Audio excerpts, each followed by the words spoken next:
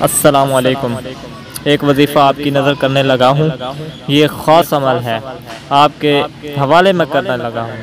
ہر بندہ آپ کی عزت کرنے لگے گا۔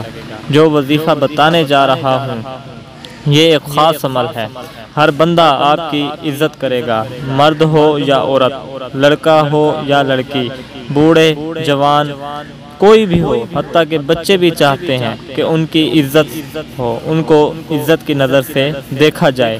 جو شخص یہ چاہتا ہے کہ اس کی عزت و احترام بڑھ جائے، اس کی عزت ہو، گھر میں ایک مثال ہے کہ عورت چاہتی ہے کہ اس کی جو ساس ہے، اس کی نند ہے، اس کا سسر ہے، اس کی عزت کریں۔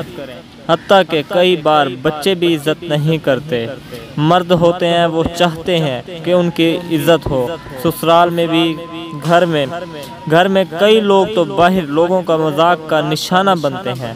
جو وظیفہ بتانے جا رہا ہوں آپ کی عزتوں کا پہرا بن جائے گا انشاءاللہ، بلکہ یہ بھی ہوگا آپ کے لوگ بات ماننے لگیں گے، آپ کو اٹھ کر سلام کرنے لگیں گے۔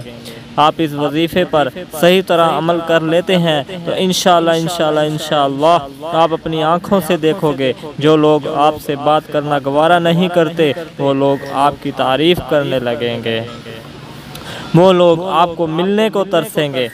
وظیفہ آپ کو بتانے جا رہا ہوں، ایک تو آپ آج سچے دل سے نیت کر لیں کہ نماز 5 وقت کی ادا کریں گے انشاءاللہ، اور پیارے آقا مدینے والے مصطفیٰ صلی اللہ علیہ وآلہ وسلم پر درود پاک پڑھتے رہا کریں انشاءاللہ۔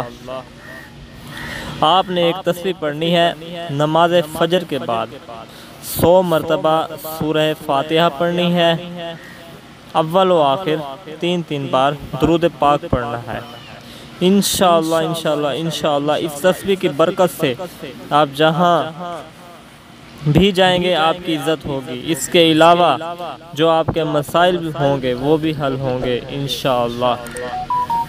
اپنے لیے بھی دعا کیا کریں، مجھ گنہگار کو بھی دعاؤں میں یاد رکھا کریں۔ اللہ پاک آپ کا حامی و ناصر ہو، اللہ پاک آپ کو دونوں جہانوں کی بھلائیاں عطا فرمائے، آمین۔